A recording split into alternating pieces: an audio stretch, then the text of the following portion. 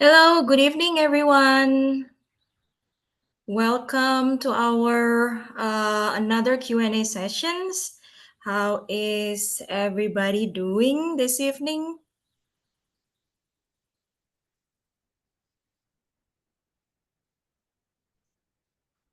Yes, good evening, Kiko. Good evening, Henny. Okay,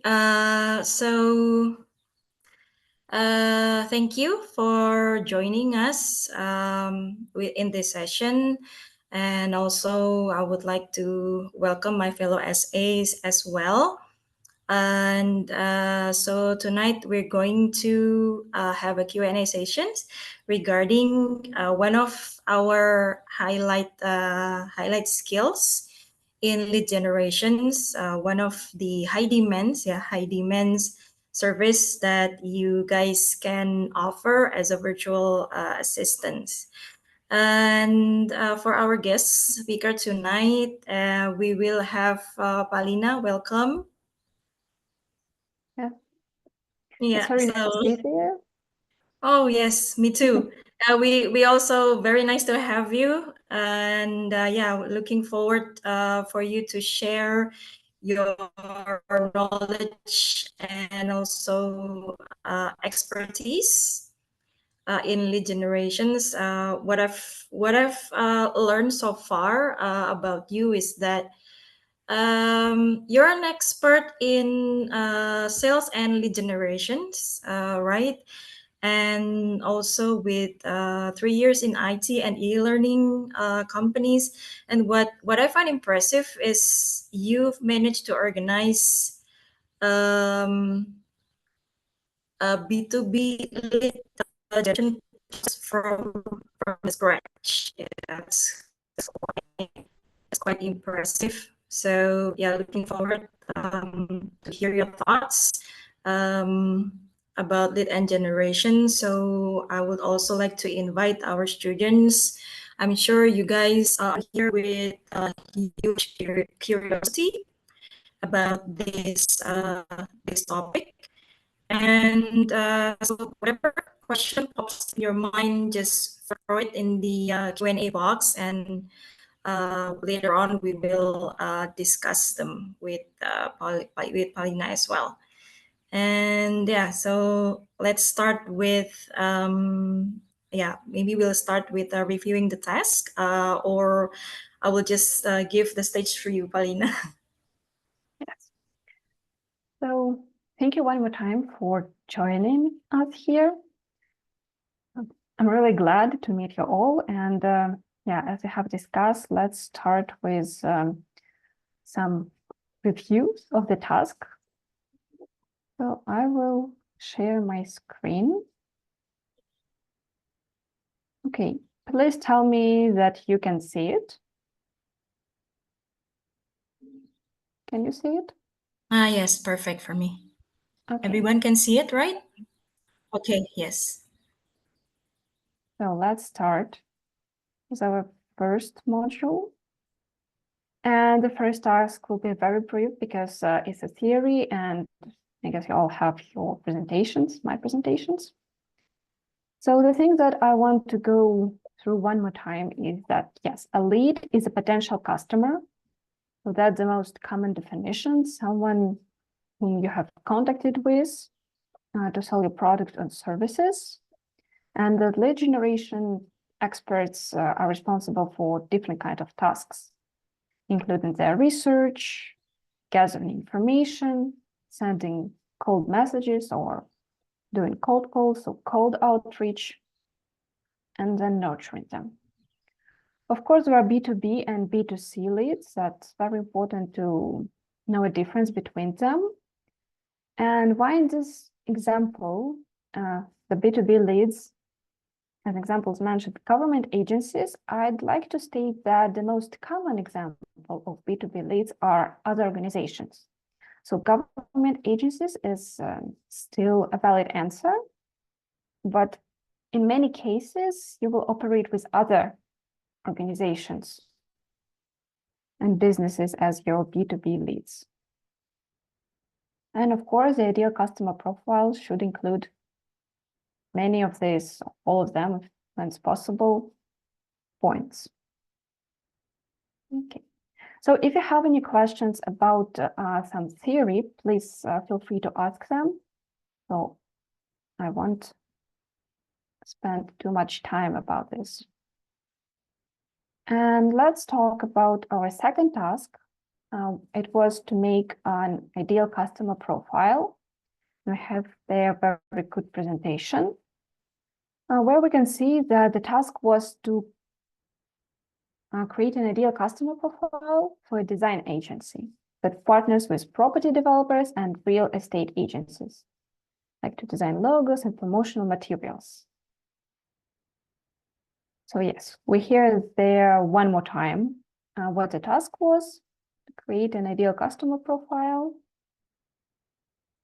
And yes, here it is.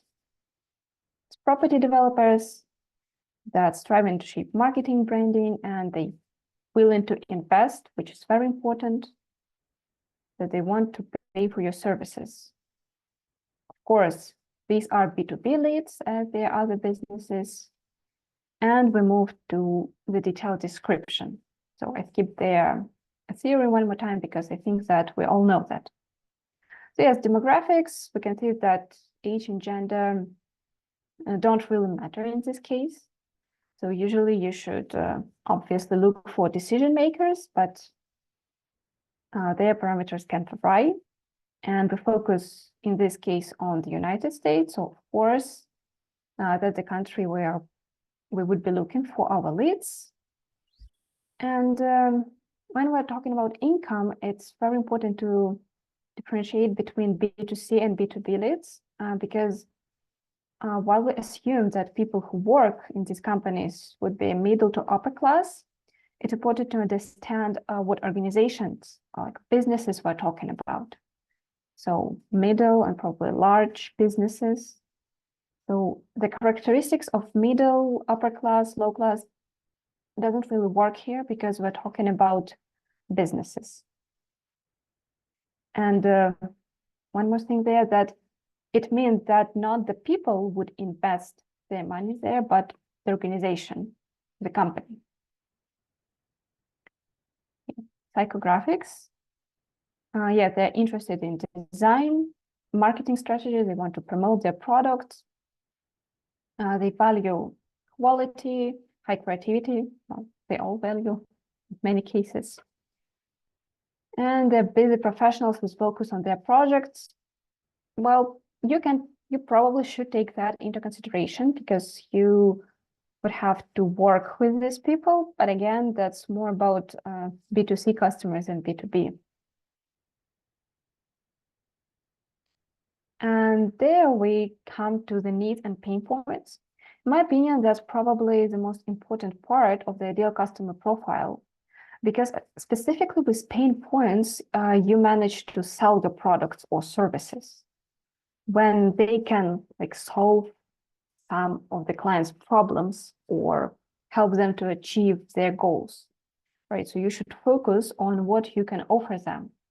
For example, demonstrate their unique identity, right? To attract interest, to create some materials that would benefit them. Pain point, of course, lack of some design expertise, challenges, pressure to meet market demand. Yes, so if you can provide them with such expertise, that's definitely your lead. And buying behavior. Okay, so we have the first point there that they should put quality over price. Well, let's say that's really an ideal customer, but in many cases, you should also consider that many companies and many people actually pay a lot of attention to the price. So finding someone who will 100% put the quality over it, well, yeah, it's really great case, but it does not happen often, unfortunately. Of course, value personal attention, the interest in investing in long-term partnerships. Yes, so it's it might be a very important point because it's always great not to try to sell the company something just once. But for example, when you establish a partnership over one product or one particular set of services, then, well, it mostly comes to the sales team, but still it's like a job of a lead generator expert to prepare the ground for this partnership. Then it's possible to sell them something else, like establishing this long-term partnership, which could benefit both of the sides. So that's about the first ideal customer profile. And let's take a look at the second. So it's the same client, it's the same lead type, B2B. And we can see that the most important thing here is decision makers. So in that case, it doesn't really matter whether they're men or women, how old are they. Yes, I mean, we can consider that they would be around 30, 55 years old, but there are always exceptions. The most important part is to find someone who can make the decision to pay you for that product or services. They locate in the USA, right? Medium to large size real estate agencies. That what I was talking about during the first presentation, that when you consider income, you should either pay attention to B2B or B2C side of it. And in B2B cases, so you should look for the companies. So of course, they like to enhance brand recognition. That's quite a common interest in that case, I assume. That they value their marketing. Well, that's while I say that it's a common thing, it's also an important thing because, well, you can't sell your products or services to someone who doesn't think that they are not important, that they are important. So of course, if the company doesn't think that they need a good logo, well, you wouldn't be able to do anything with it. And then they need a design expert, of course. And probably they have problems with their design materials. Again, it's not a good thing to tell them that, hey, we think that your designs are bad. But it might be a point for you to use, that you understand that this company might be in need of some design services. Right? The decision-making process is also important, but it mostly comes for the sales part of the process. When they start making presentations, meetings, discussing how they would arrange it. But also important for you to understand, because there are cases when it won't take a long time to sign the contract and actually make a deal. But in some cases, when, for example, you would work in a team with some complicated solutions, it actually can require quite a lot of time to discuss all the things, to implement this solution, and et cetera, et cetera. So there are more like long-term deals. Or they have sufficient marketing budget, that's very important. And their preferred communication channels. But it's also very important to discuss with your employer, for example, what materials you can have, like presentations, one-pagers, anything else. So just to support your words and your emails with something that will attract attention. So I guess that's all with the first module. Let's move to the second one. And here we start with our databases. Again, that is a very important part of a lead generator's job, to create databases, sometimes in Google Sheets, sometimes in special CRM systems. But nonetheless, you will be doing it. So of course, here we can see a really great example of a database. So the main information is there, like company name, contact name, job title. Pay attention that they all are decision makers. We have here our email addresses and phone numbers.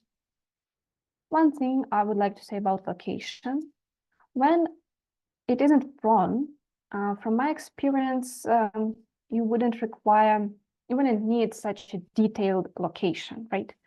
Unless it's about signing a contract or like sending them a physical letter, right? In the majority of cases, you won't be doing that. So if you feel like you're wasting too much time trying to find the exact location, then probably it's not worth it, because you need location, first of all, to understand what area you're working in. Like sometimes it's important for the company when they want to expand onto the new market or try some theories on a specific one. And second of all, it's important to understand their time zone in many cases. So for example, you wouldn't be calling them in the middle of the night. And of course, the company's website. Right, so it's a very good standard database. Nothing wrong here. Nice example. And let's take a look at the second one. Ouch. Sorry for the quality, but we can see their company name, usual contact name, job title, and email addresses, phone numbers, locations, industry. Of course, you can include industry, but it's needed. So there are no like set in stone criteria that you should be doing. Of course, you cannot make these databases without names and companies and contact information. But if you feel that you need something else, it's always possible to add this information, like industry, if you're not focused on something or you want to point it for further references. And of course, company website.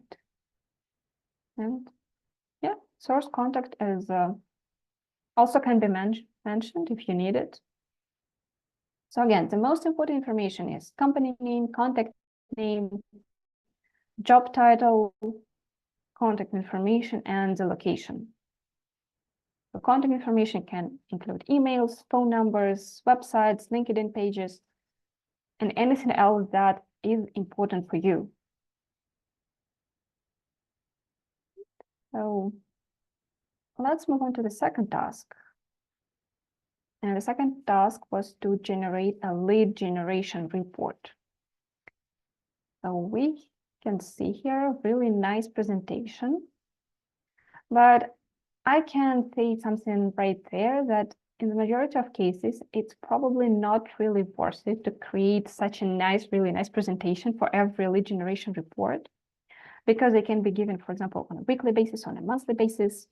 They usually include the most important information, and sometimes it's easier and at the same time not necessary to put so much effort into it.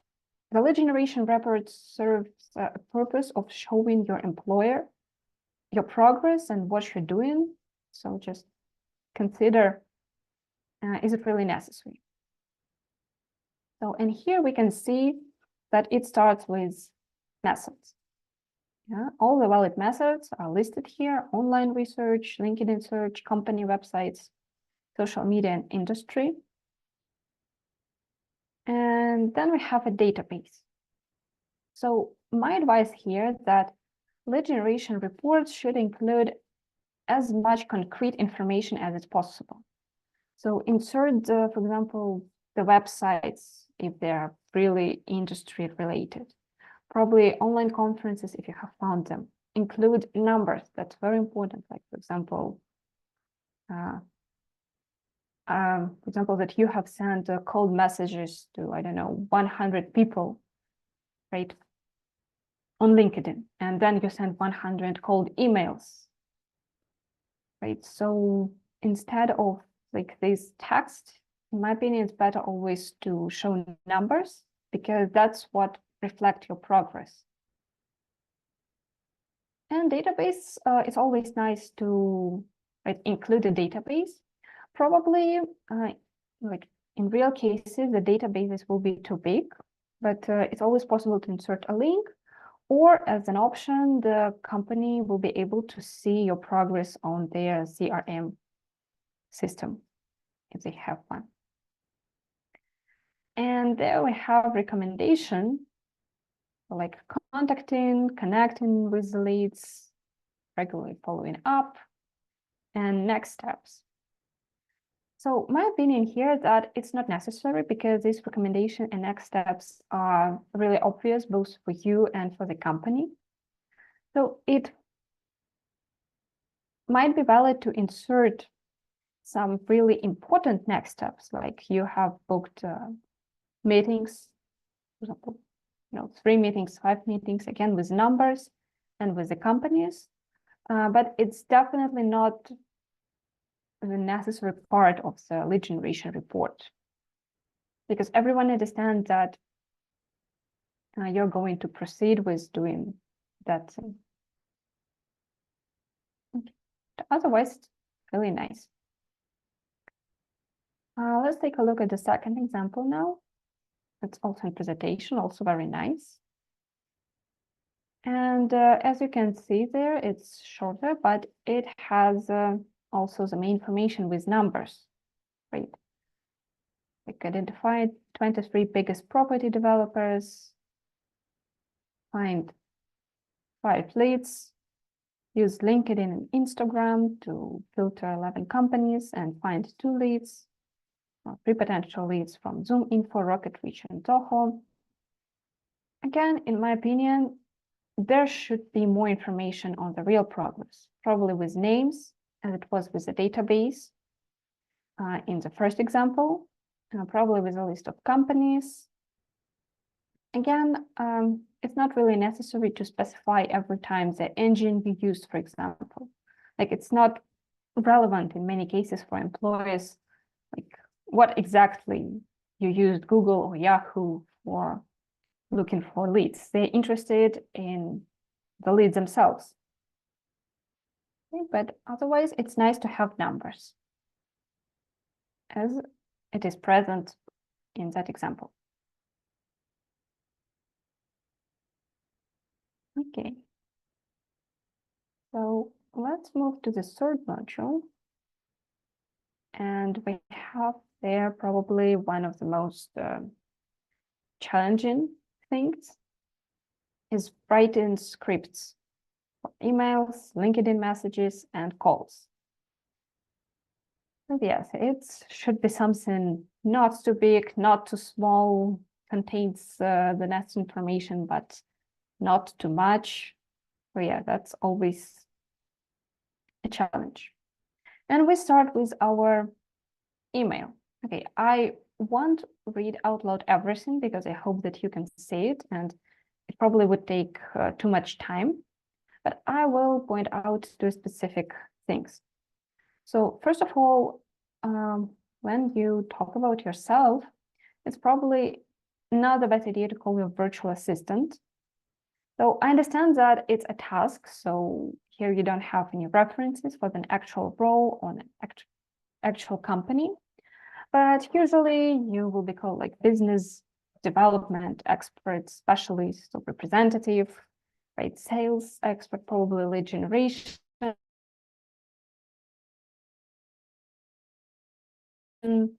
expert.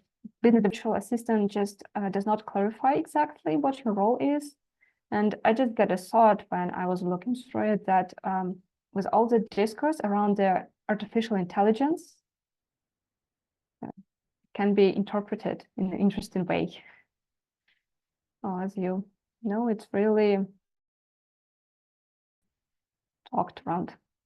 Yeah, then you tell how you meet the person, probably in some of their personal achievements, like you know them, and you want to connect with them. And then you're talking about your company, your goals, what you're offering. So my advice here is that always nice to insert some concrete information. Like, hey, we worked with such companies. We have an experience with such cases. And in these cases, probably we have been on the market since, I don't know, 2001. So anything just to provide more information about you. Probably it's also nice to insert more concrete information on what exactly you're offering, because while it's nice, it also consists of many buzzwords. Like, no one would say that they're delivering low quality designs, right? So probably you should just, to make your point, like here you can visit our website, you can look at our cases, probably you can insert there like a one-pager where this information would be like made up beautifully by some marketing departments, right? So it's important to make your lead understand what they can get from you. And of course, if you're interested, you can provide them with many different opportunities to contact you. That's always nice. And of course, signing, yeah, it might seem not so important, but it's actually nice to insert a sign. Sometimes with the logo of the company, it's possible to manage that as well, with all the necessary contact information and information about you. So overall, that email is nice, but I would add more concrete information on what the company is doing, so the lead would understand it. So my point there is that when they understand, it's more likely they will become interested. But when they see like general words, like describing how good you are, the chances are lower. And let's move on to LinkedIn. So, and we have their connection request. So first thing first, the connection requests on LinkedIn are limited to 300 symbols, not word symbols. So I can already see that this connection request is too big to fit in, and you won't be able to send it anyways. So in my opinion, connection requests are like the trickiest part of the LinkedIn outreach, because you need to be really short, probably saying how you would like to connect with this person, or like writing a really short pitch on what you're offering. So, but this message is just too big. Also, it's nice to, as an introduction, so probably this can be used for the first message, because in the first message, you actually start introducing yourself and your company properly. And the first message, we can say it's the part, yeah, you're thanking for accepting the invitation. And the thing is that, I don't know if you can see it here, that in the first message, it is necessary to describe your company and your product or services that you're offering, because you can not do it in the connection request, it's too small. So the first message on the LinkedIn should contain all the information, as I have mentioned in the email. So what you're doing, what you can offer, probably some examples, some links. It should be in the first message. And of course, then you can ask them to connect. You'll probably have a call. Right, so otherwise, it's really nice, except that it's necessary to insert more information about your product or services here. Then we come to the follow-up message. And actually, it's really nice. So it's not too big. And it states your purpose, that you want to connect, you want to discuss probably some potential partnership with them, some cooperation.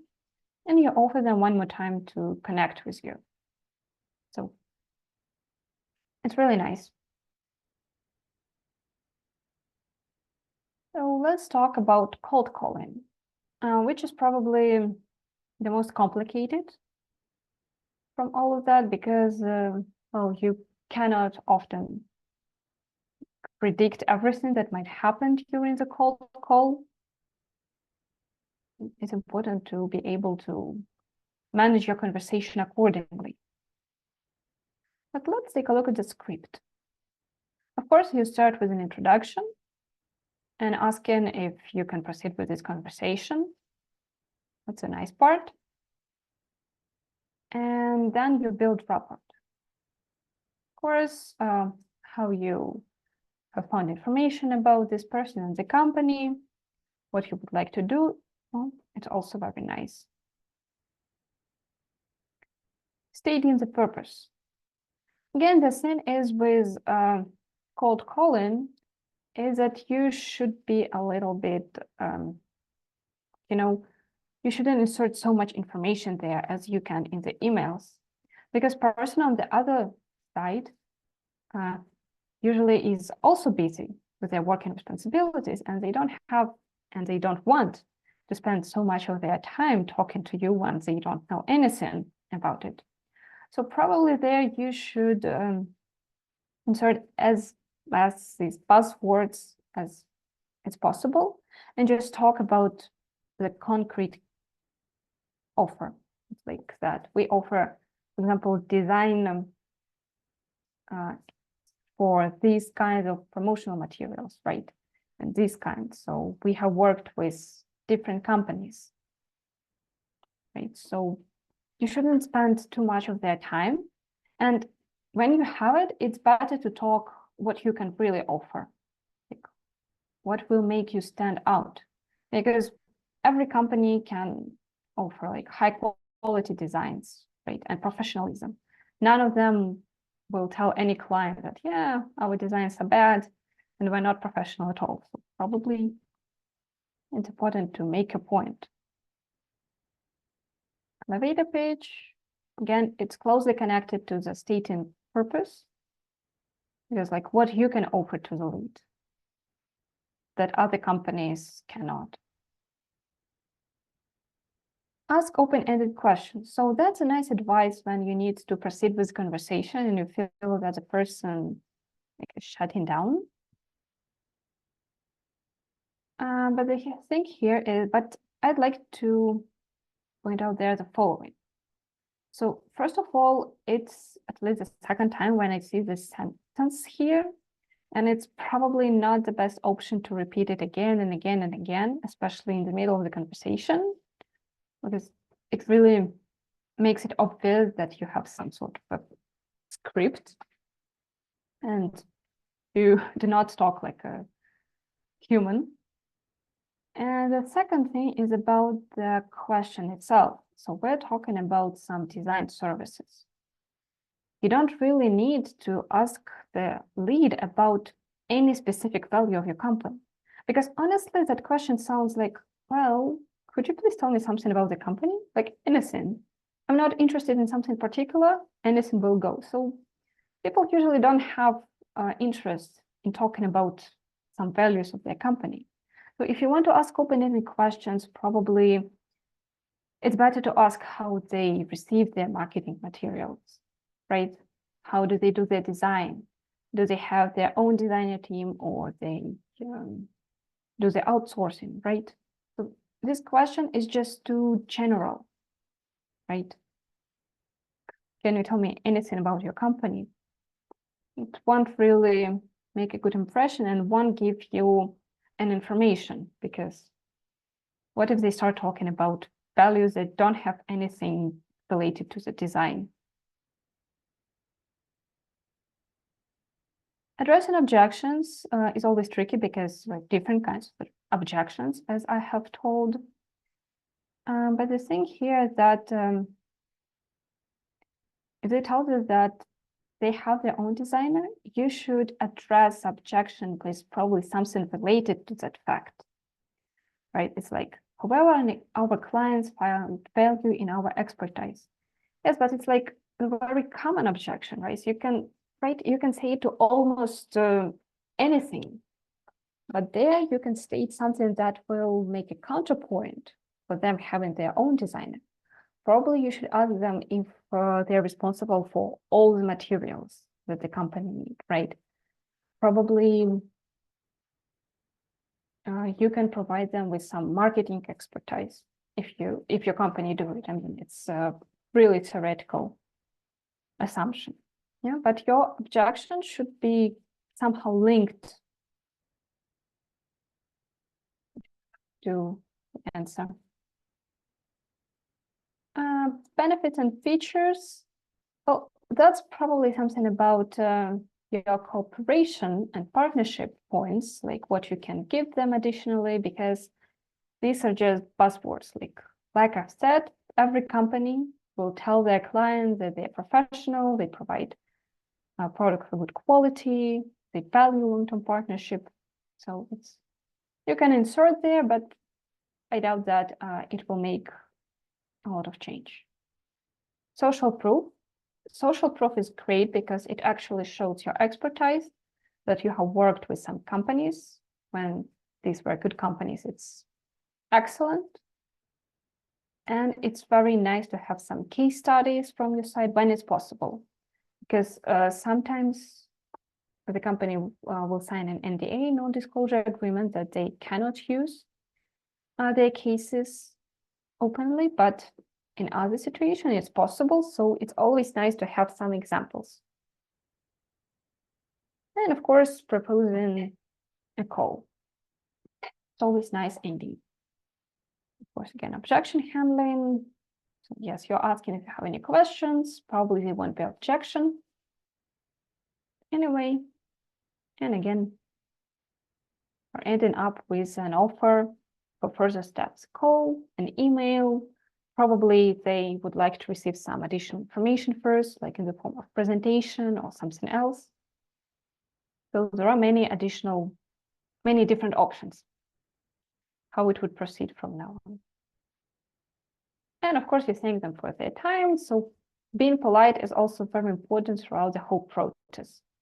So the cold calling can be very nervous because people aren't always polite, but it's important for a lead generator to stay calm. Yeah. Yeah.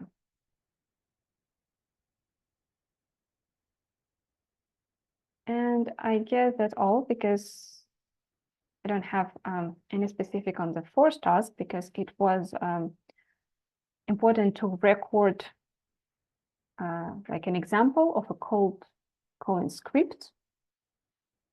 So I think they're still being processed. But anyway, the few things here that I'd like to tell one more time, that you should be like comfortable within your script and confident. It's like you should know what you can tell, you know your product, you know, you have your script to help you, right? How you can develop a conversation. But you should sound confident. So it really helps when you have an opportunity just to train with like your colleagues, probably with yourself, how it will sound and what you can tell. So I guess that's it with our home tasks, right? Yes, yeah, because unfortunately we couldn't find any let's just say like a presentable example for the last task. So yeah, that is what all we have at the moment. Thank you so much for reviewing all of them, Paulina. And yeah, I think we could go to the Q&As. But before that, I do have a question regarding the database, yeah, and also related to CRM. So let's say as a lead generation, I think we also one of them, we also need to nurture our leads. Is that correct? Yeah. And there is also like we already, let's say we send a message, a LinkedIn message or an email, and then we still haven't got anything back from from the prospect clients. And then how long do you think that we could do a follow-up? Like, is it in 3 days, or to avoid any spamming? With follow-ups, it's really up to the lead generator expert. Usually I do like in 3 days, the first one, then for example, 5 days, and then in 7 days, just a final one. Sometimes it takes more. if you really feel that you need this lead, it's really prospective. I usually end up as a third one. And if you were asking about how we can track this nurturing and follow up, so the majority of the CRM systems have this opportunity where you can make notes, or you can even set up notifications, and they will inform you that you need to send follow-ups to the following leads. If you don't have the CRM system, because it's usually provided by the company, then, for example, I was doing it in some cases in Google Sheets, just probably with some tables. It's not really that convenient in comparison with a specific tool, obviously, but it still can work. Yeah, I mean, I think I've done that before. Yeah. Quite a manual work, especially like creating the status. Yeah, like let's say first message, and then second message, and then third message. Yeah. Let's and also writing the dates, right? Yeah, it's a lot of manual work. That's why all these CRM programs are so convenient, because you can just insert the main information there. They have like a system to work with where you can store all the information that is related to this lead. Yeah, okay. Yeah, okay. I'm sorry, guys, if my camera is acting up, yeah, at the moment. So let's go straight to the Q&As. Okay, thank you so much, guys, for raising some questions here. I've checked them all, and yeah, quite long, but also can give everyone a very good insight. So first of all, we have from Sally. So yeah, how can a virtual assistant effectively optimize lead generate efforts by employing strategies for efficient workflow, prioritization of high value prospects, time management, personalization, adaptation to audience preference, overcoming common challenges, and while maintaining a balance between lead quantity and quality through streamlined qualification process and utilizing specific tools or techniques? This is quite a long one. I really feel like there is an answer inside this question, because like, yes, you optimize your lead generation efforts by doing all this stuff like employing strategies, choosing the high value prospects, sending out personalized messages, and you maintain a lead quantity and quality. Well, I mean, yes, job of the lead generator is to find as many suitable leads as it's possible. For example, in a specific industry or in a specific area, and it can be challenging to try to find a balance between like sending one message to everyone and sending something personalized. Again, it can really depend on how valuable you think that prospect is. Probably in some cases, you won't be able to find relevant personal information, and you can send there just a general message with a description of the services or products you're selling. So it also works.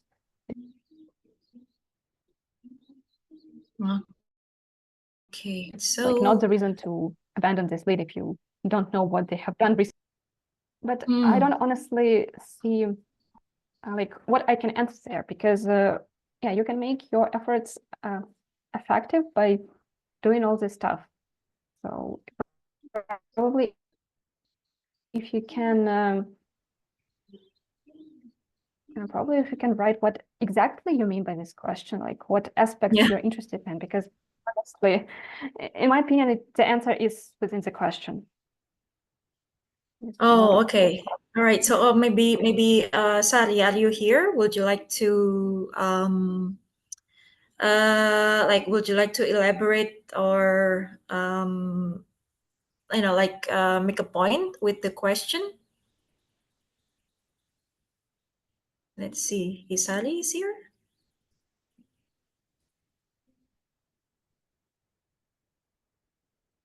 So Yeah, probably, just would like to know whether it answers the question, or she would like to, let's say, if there's any follow-up questions. I don't really see. Okay. probably it's possible to type it later. We will answer. Yeah. All right. Okay. All right. So, okay, let's just move on for now with the second question, also from Sarias. I think this one is about the tools, okay, like for the automations, the AI, or the email marketing platforms. All the tools that could be useful in doing lead generations, probably. So the tools, I'd rather divide them in several categories. First of all, it's, as we have discussed, the CRM system. There are different types of them, like HubSpot, for example, that I used a lot. Okay, so that's for the CRM, yeah. And also, it could be also possible that the CRM also like built by the company themselves. Yeah? Get CRM, many of them, actually within the big companies.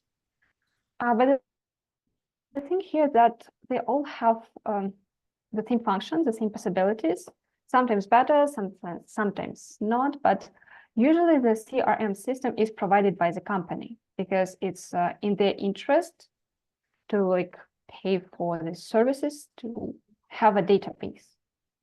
So my opinion here is that you should discuss this question with your employer. And yeah, so usually something that comes from the company. It's not something that you choose for yourself. That's how it works. Okay. All right. Then I think.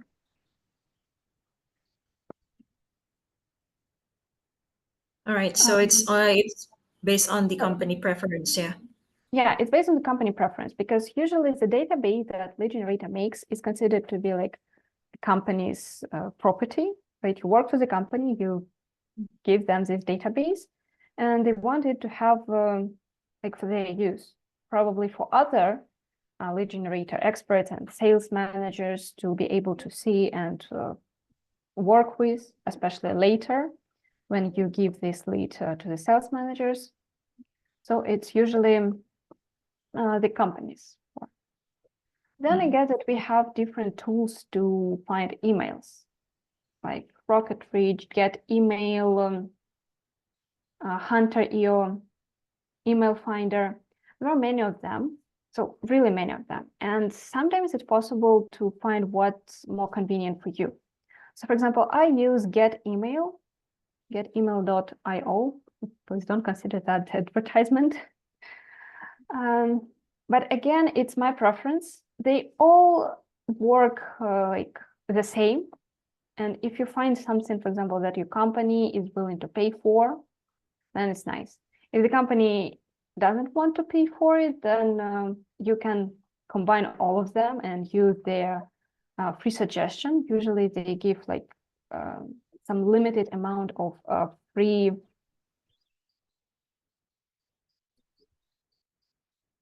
contact per month, right? So you can just combine them. Many of these, by the way, many of these tools also have extensions that you can use. For example, you install this extension, like I do with Get Email, and it will show up on the LinkedIn page of your leads, and you don't have to insert manually the information. So you just push a button, and they will look up for the contact information of the person whom LinkedIn page belongs to, and many of them have that. Okay. For example, quite. LinkedIn specifically, as I guess you know, have a Sales Navigator. It's a really great tool for a lead generator and sales representatives and expert because it provides a really broad like search system, really convenient. So you can sort out leads by the geography, industry, row anything else that you can think of. It's very convenient. It's quite pricey, but again, so my strategy there is to discuss it with the company if they're willing to provide you with some tools or not, because it's not something that is really affordable to buy for yourself on your own money. So what else? Okay. Oh, I think Sally explained again regarding the first questions. Okay, let me see. Or was it already gone? Yeah, I thought I saw her typing something there. Yeah, okay, I guess. it's done. Mhm. Okay, so those are the tools, yeah, regarding the paid and then also the free ones. You guys can use for for the lead to find the potential leads. And next, again from Sally. So, what strategies of virtual assistants? Yeah. I wanted to add something else about the tools because there are too many of them, and the question is too broad. That, for example, there is a tool named Link that can just generate your database from LinkedIn. So when you use Sales Navigator, you will get a lot of results. You can use links to export them, for example, as an Excel table, which can be really convenient. It's also a really nice tool for lead generators, Calendly. So it helps to arrange meetings because you can automatically set up time slots when you're available. And you don't need to discuss with the lead, when it's convenient to you. Is it convenient for you now or then? You can just send them a link and they will see when you have time slots, free time slots, and they can choose one for themselves. So another nice thing about Calendly is that it will also manage the time zones. So you can, for example, put settings in your time zone, but for the client in another time zone, like their time zone will be shown, which is really convenient, right?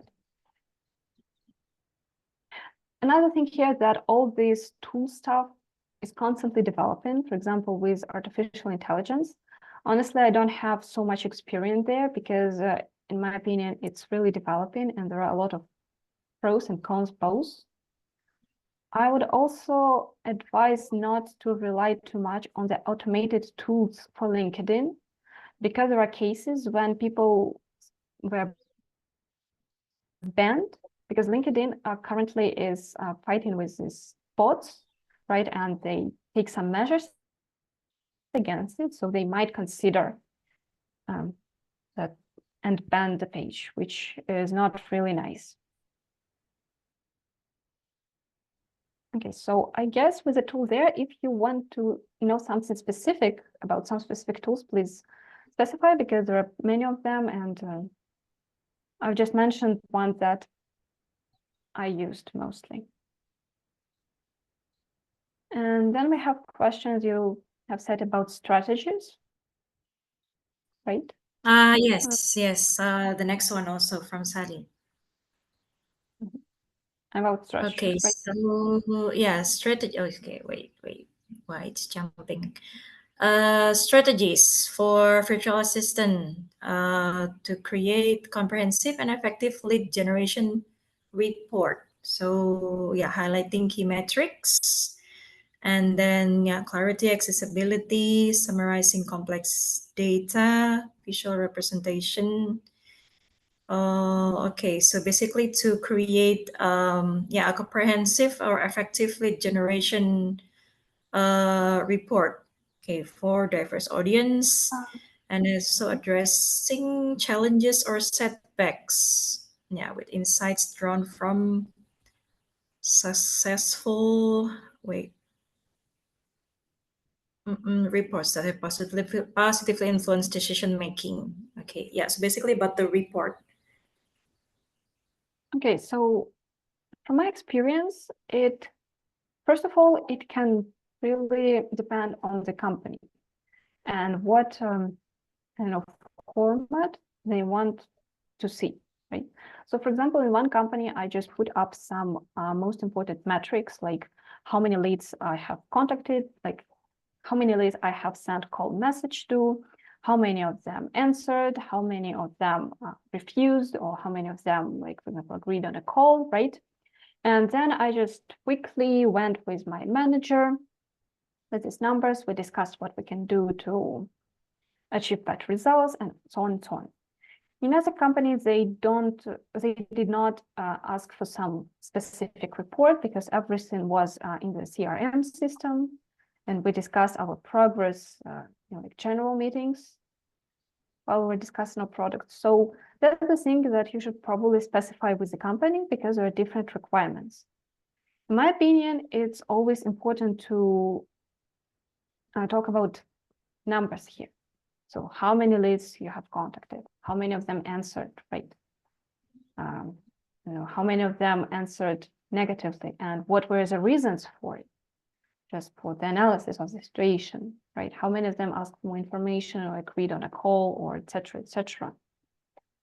Right. So again, with the visuality of the report, I don't think there are many companies that would require something broad.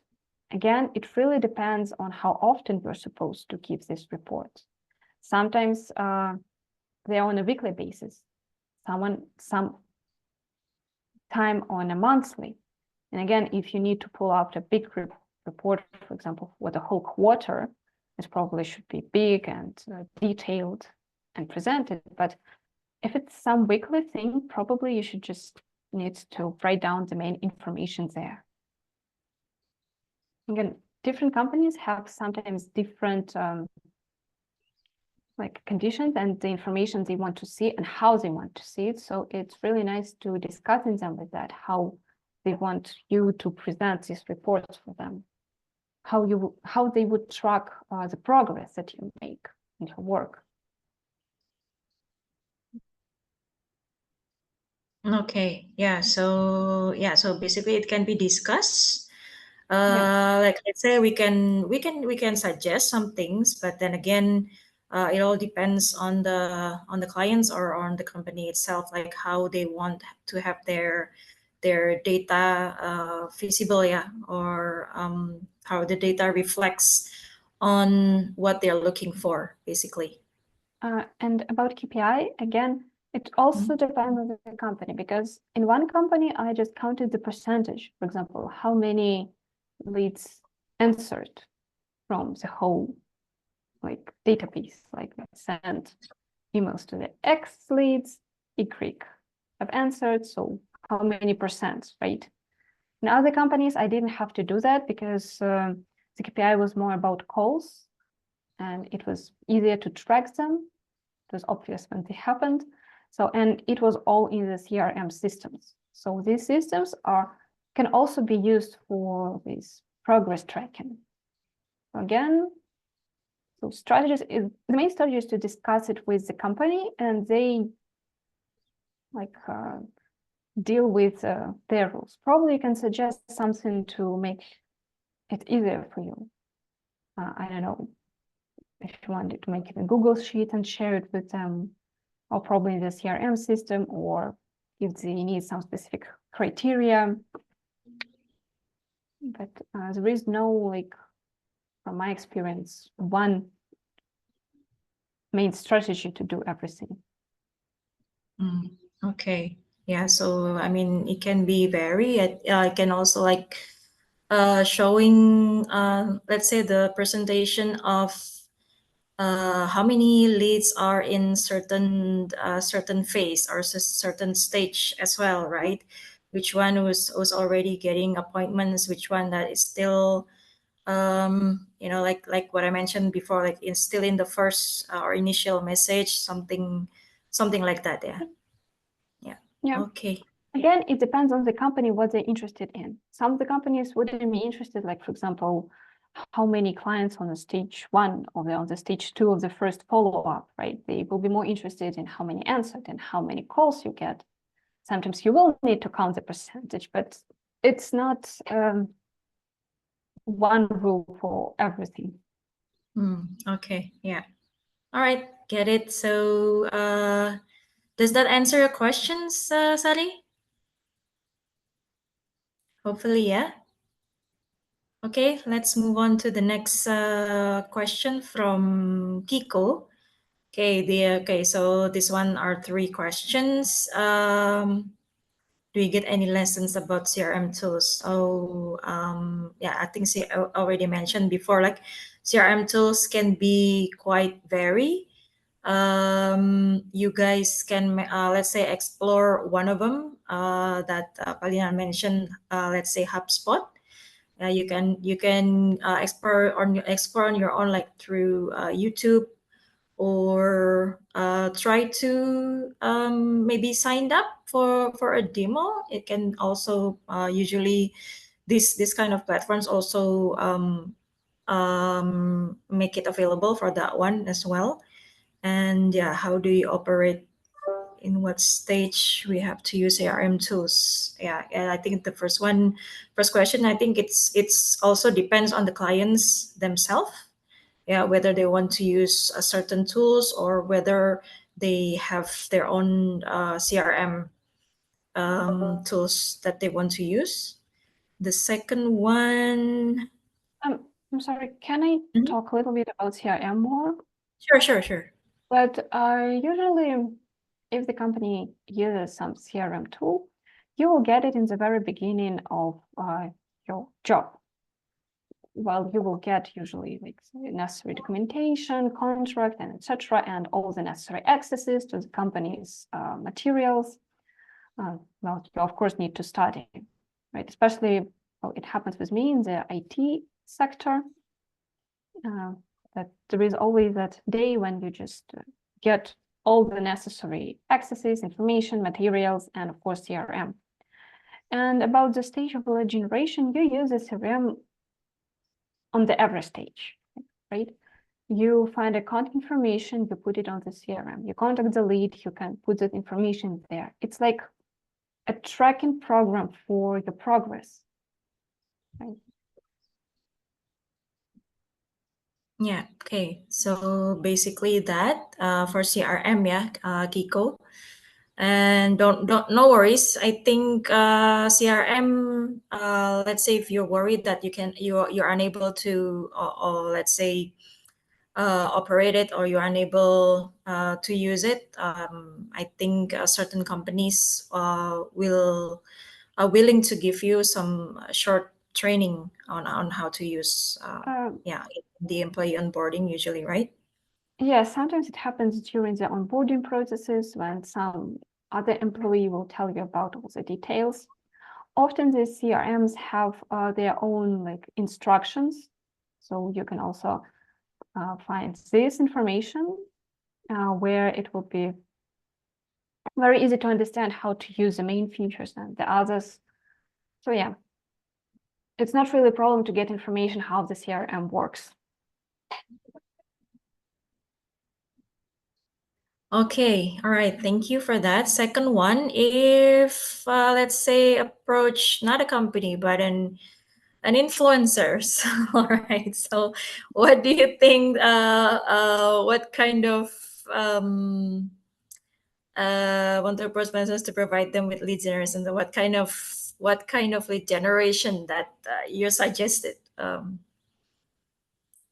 Honestly, on top of my head, I cannot really think that influencers might need a really like broad lead generation. Probably they will need some. I can't think that they might need something like contacting companies, trying to establish some partnerships, right? Or probably asking for cooperation, something like that. But I don't think that the lead generation job really connects with influencers a lot. So, I mean, it's possible to try, I guess, because everything can happen. And what if they really need some outreach to like other companies, probably other influencers, people, but it's definitely not the most common thing. Okay, yeah. So basically, lead generation commonly is for Products, businesses. yeah, or service, yeah.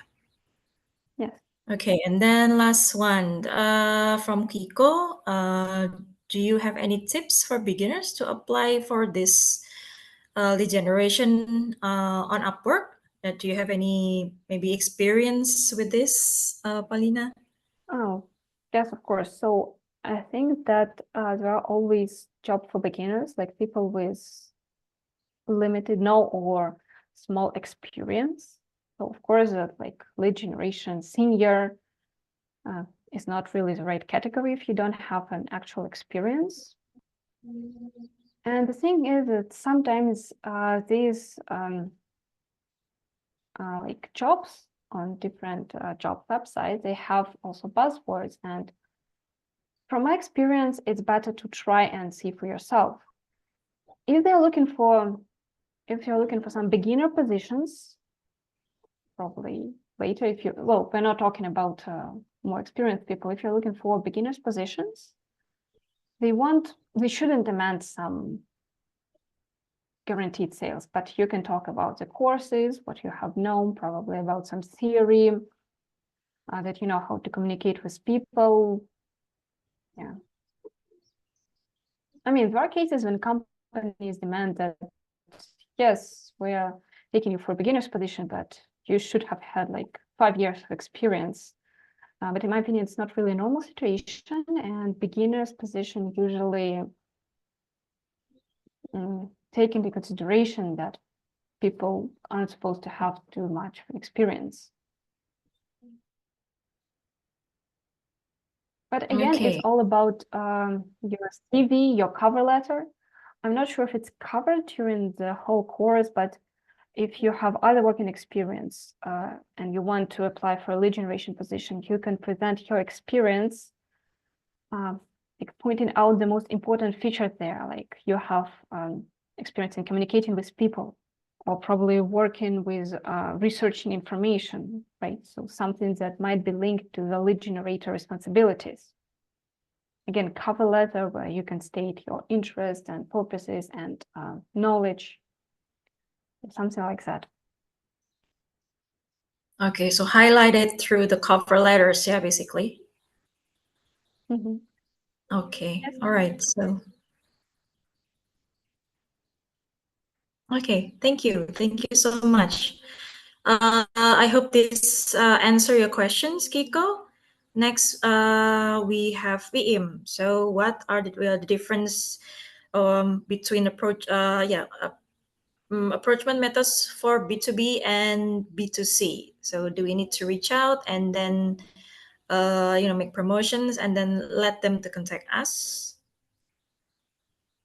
I think with B2C cases is mostly about marketing, because I mean, there are cases when people call and offer regular people their services, like, do you want to buy our vacuum cleaner?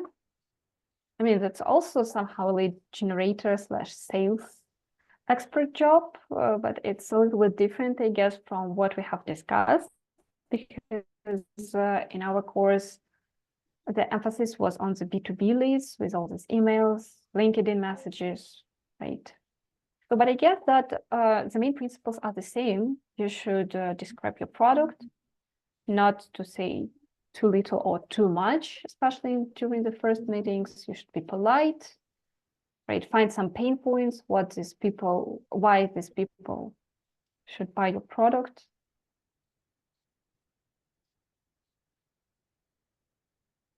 Okay, yeah, that's also makes sense. Okay. Hope this one also helps your answers, Iim. Thank you. And then next one also from Iim. Okay, so it's difficult to collect in contact for that database.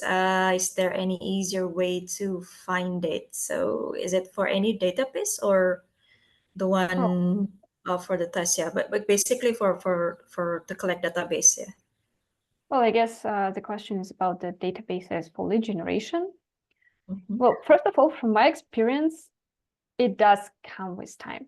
So for example, when I just started finding leads, it also was difficult for me, like how I could find all of them, how I can find who is who can be reached out, who can be not, and etc. But then with experience, you just it just becomes easier because you understand on practice like whom you should find, right? What leads? It's easier to understand which leads are valid, which leads are not. Right, you study the tool and you have more and more practice with this tool to find contact information on the website, right, or with different applications. Sometimes you have advices from your other colleagues. So my advice here is to really practice, and it becomes easier because sometimes it's really difficult to explain. So like you can use tools, right? You can use LinkedIn. But it really comes with experience when you understand that, okay, so we're selling these services. We need to target like marketing directors, and you know how to find them, because I can say that it's on LinkedIn, right? But if you haven't tried it, it can be really challenging to find these marketing directors on LinkedIn just out of blue. Mm-hmm. Yeah, also that there's also like you need to do the let's say the cold message in LinkedIn's acting as your client even, so you need to find any connections, what the connection that you have from the clients itself. So there's can be a lot of ways. Yes, needs practice and needs some times to get used to it, right? Yes. So again, about databases, when I first also had a training task to create a database, like about 20 leads, and I spent so much time doing there. So I'm going to do it the whole day. But honestly, now it's like not a problem at all because it just comes with experience. You have this knowledge, have practical only knowledge that is needed to start, and then you just start making how it's more convenient for you. And it's easier to, for example, identify the necessary leads and so on. All right, yes. Okay, I think Iim already agrees with you as well. Thank you so much for the question. Next, we have Nathania. What's more significant method, B2B or B2C? Is there we have to connect with the data, or we just qualify data, then give that to our client? Okay, so about B2B and B2C, from my experience, most companies work with B2B, right, with other businesses. And not really about a method, it's about the type of leads you work with. And again, since the most companies works with other companies, it will be about B2B. And about connecting to the data with the data, I guess it's about sending cold messages, right? Like doing cold outreach with the database you gathered. In majority of cases, the lead generators' responsibilities include the cold outreach. So yes, you gather the database, and then you do the cold calling, send cold messages on the social media, or send cold emails. So it is required. I guess there might be cases where you just give the data to the client if it was discussed before. But from my experience, the lead generator usually also does the cold outreach. Okay. All right. So I hope that answers your questions, Nathania. Next, we have Rosa. Okay. This is based on experience, based on Rosa's experience, I believe. Okay. So she has these questions from her prospect company. Okay. Yeah. So she has an interview. Most of the sales are closed by relationship with the buyer. How do you create relationships only by online? So first of all, I'd say there that nowadays many people communicate online because with the development of technologies, because of the recent COVID situation, right? And the thing is that you create relationship, you start with cold outreach anyway. right? And there you spark an interest in client. And in my opinion, in order to close sales, you need to arrange first a meeting, an online meeting. And in my opinion, nowadays, it's also counted by creating a relationship. Okay, you're not often can meet offline with all of your clients because they might work all over the globe, and it's great, I get, in my opinion. But you can meet them online and discuss everything, and it's important. Like we also have this connection where you can see me, right, and you can interact with me. And with more like one-on-one meetings, it's even easier. Right? So my opinion is this, that you should aim to spark an interest in the lead and then arrange a meeting where you can actually build this relationship and discuss everything. All right. Yes. So make an appointment to explain yourself better. Yeah, regarding the products or service you're offering. Okay. So yeah, hope that helps. Yeah, but probably that also the difference in experience, because my whole experience has been online, right? So I have been connected with people online because that was a main part of my job, and I don't have so much experience with offline sales on the other hand, right? Because I have been working with people in different countries, and it's like, it's a part of the life nowadays.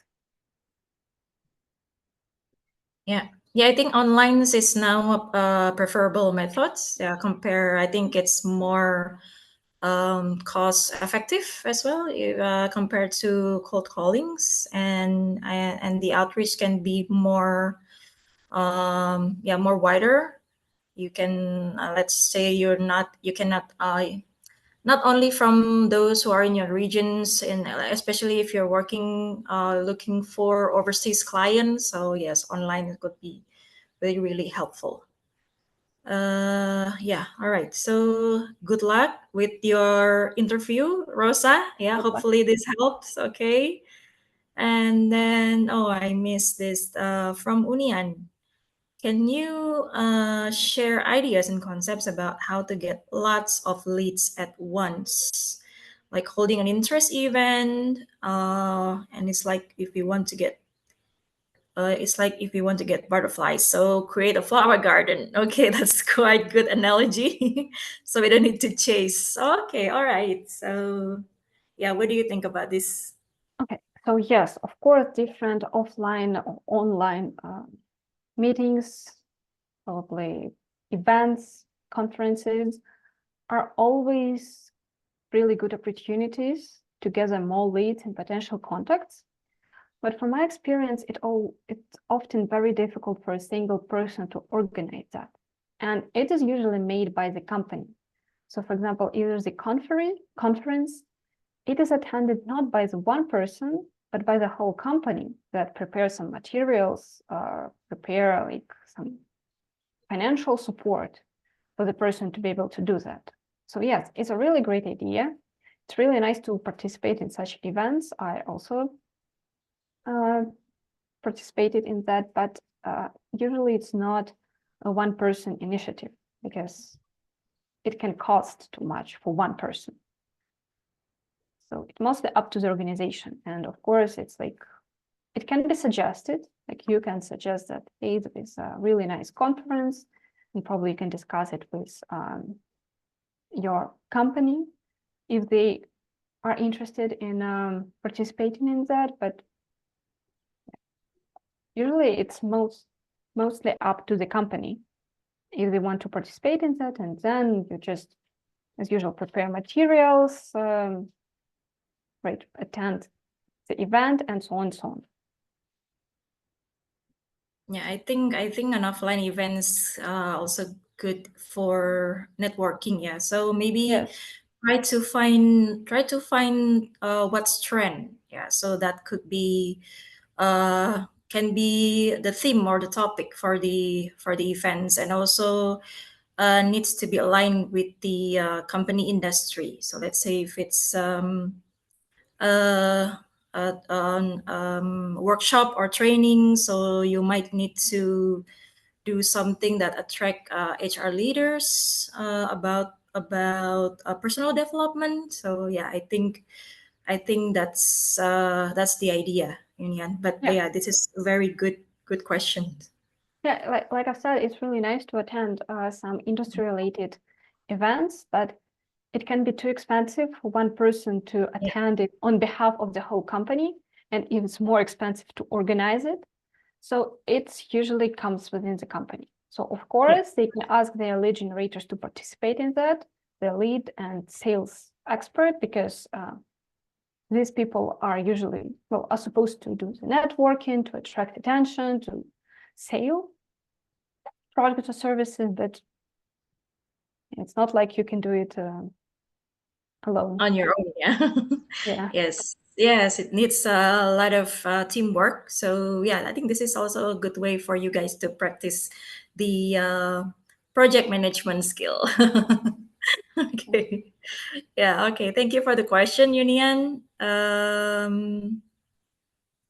Okay, again from Rosa, do you have any examples on how doing qualifying leads by initial calls? Could you give example? Assume that you're not calling your contacts, like doing qualifying leads. So like a role play, maybe. Probably Just not simple a script. role play right now, but Yeah. I say that, okay, so for example, I have a database and I need to call them all, well, as I understand the question. So I have a database, I need to call them and qualify the leads. So I guess with cold calling, it can be quite easy because you ask the person all these questions, like if they're interested in the product, they might say no, then it's important to find out why no. Probably it's not the right time for you to contact them, and you can arrange a meeting, like a call, for example, in a month. I mean, people are busy, they can do their own reports or be busy with their own job, so it's always important to ask. Probably they're not the right person, so they're unqualified leads, but with a cold call and even cold messaging, you can always ask for the contact of the right person, because they know the company, they know how it's structured, and usually who is responsible for these types of questions. All right, if they use some other company, they have other partners, probably you can ask if they have any cons, or do they want to improve something else, right? So working with objection helps to qualify. But in general, the qualification stage also happens during the gathering of the database. Like, right, you choose people that is responsible for the specific area, right? You wouldn't sell some, like if your company is doing design, like offering some design services, you probably would contact some marketing specialists and not technical stuff, right? If you're selling some IT solution specifically for IT specialists, you would contact them, right? If you selling some financial solution, you would contact the chief financial officers and so on. So the first part is to find people within the category, and then you also find decision makers. So obviously the marketing director would be more qualified than just marketing manager, for example. And then during the communication, you just understand if the company is interested in buying the new product, or if there are any obstacles. Right? So that's it. So that's how I understand the question. Probably there is something else to it. Okay, not sure, but yeah, I think those can be the steps when you want to do cold callings. Yeah, I hope this answers the questions. Okay, so that's from Bunia. Okay, thank you so much. And then next one from Laila.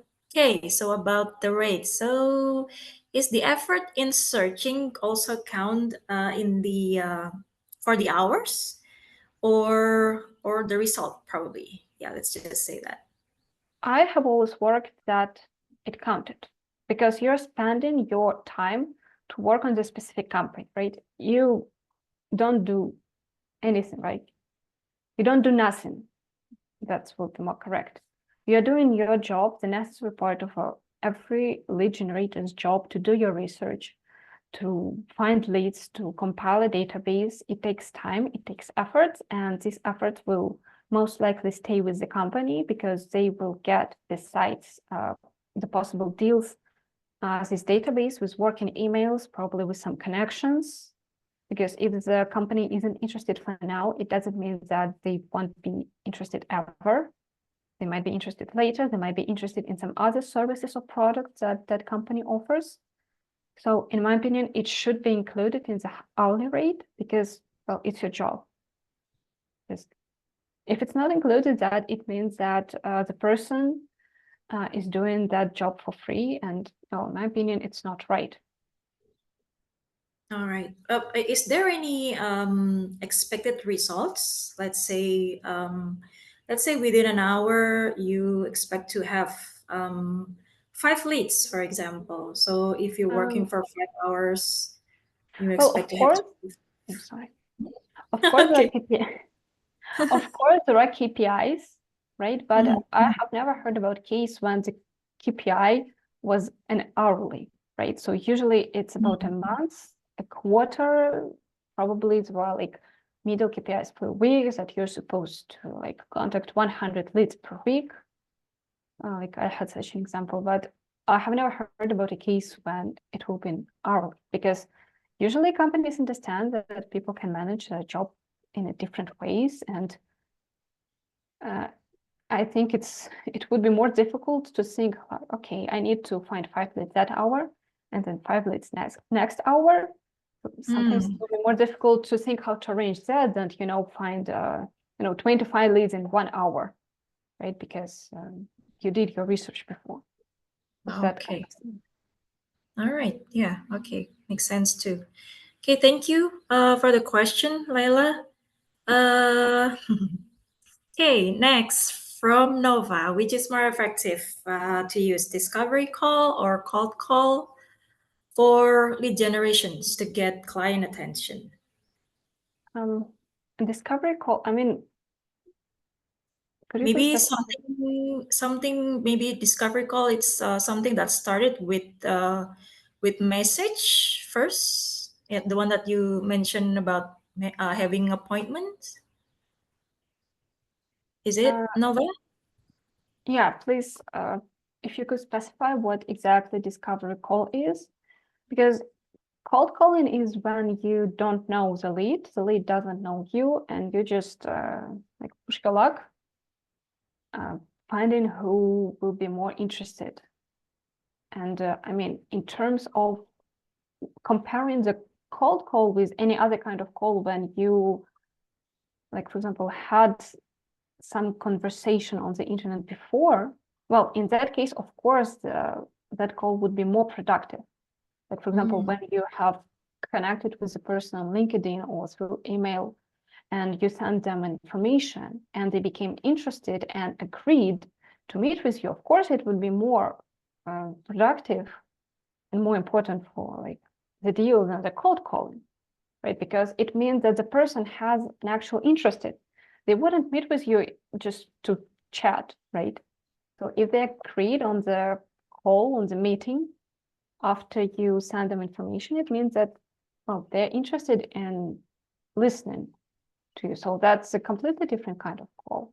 And cold calling, it's the form of a cold outreach, like cold messaging, right?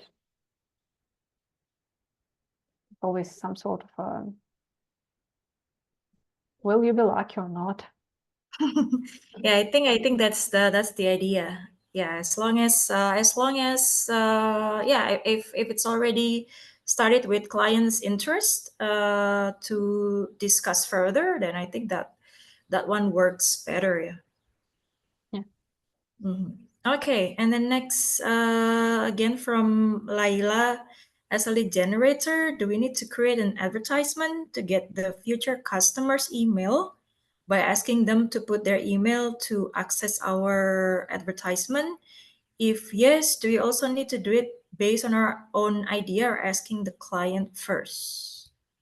Okay, So first of all, it's really a common practice when I talked about lead magnets that there is some sort of material that attract the attention of leads on the company's website. For example, they can provide some interesting information, a demo, anything else, just for the entering an email. So of course, it's widely used in marketing to attract new leads. The thing is that I'm not sure if it can be made on your own, probably in some companies, but I still believe that in the vast majority of companies, you need to ask them first, so they would approve, first of all, your materials in some cases, or in other cases, well, you wouldn't have the same technical possibilities to make this advertisement. Because companies, of course, they have some budget for marketing, for advertisement. They have their websites where they can put some lead magnets and white papers and so on, right? So one person often wouldn't have so much possibilities to arrange that properly. And of course, that should be always discussed with the clients to see if the company is okay with this type of ads. Because they also take into consideration like many factors when it comes to that. Well, it definitely won't hurt if you just discuss this idea with them. Probably they will say that, no, it's really not according to our policy. Probably they will find this idea interesting and they can even provide some help to improve it, right? So, but yeah, it should always be discussed. Okay. All right. So since we already reached a bit more of our time, we still have 2 more questions. So guys, yeah, first of all, thank you so much for the question, but I think we can limit, can we just answer these last 2 questions before we wrap up? Okay, right. Okay, so next one from Ahmad. So for cold calls, can we use WhatsApp or should we use landline? And it's also about calling costs. Okay, so from my experience, it can also be discussed with the company. In many cases, they can actually provide you with some phone that they have with some techniques, right? And of course, the question of the calling calls should be discussed. So would it be on the behalf, like if the company provides you the necessary devices, right, to do the cold calling, or if it's like on you, then yeah, the company in this cases usually pay additionally to provide you with the calling costs, right? Yeah. Okay. For the last one from Alexander, if we have database, is it ours or clients? And if it's clients, can we use it for different project? It depends on the contract that you actually sign, because in some cases, the database might belong to you, but in some cases, it might belong to the client. So it really depends on the contract that you sign with the company. So probably you definitely should ask them about it. So of course, for example, the connections on your LinkedIn page would stay with you and you can use them later. But if we're talking about the database, like you would like to download your CRM database with all the information, well, I doubt that there will be many cases when the company allows to access their okay, they definitely won't allow you to have their deals data, that's for sure. But about databases, it should be discussed with them. It's like there is no one answer. Yeah. Okay. So yeah, I think that's all. Yeah, thank you for the question, Alexander. And yeah, okay. So that's a very nice session that we have. Thank you for the students for showing their enthusiasm. Like we have like more answers towards the end. Oh, sorry, more questions. Yeah, towards the end. And thank you so much also to Palina for yeah, for having this session, sharing your knowledge and expertise with us, and then also to the fellow SAs for the teamwork today. Great work and well done. And I think that's it. Thank you so much, everyone, for joining. And yeah, have a nice evening. And yeah, good Saturday night then. Thank you. Bye. Thank you very much. I'm really glad to be there and meet you all and answer your questions. Oh yeah, thank you for attending this meeting. Yes. So happy to have you here. Yes, very.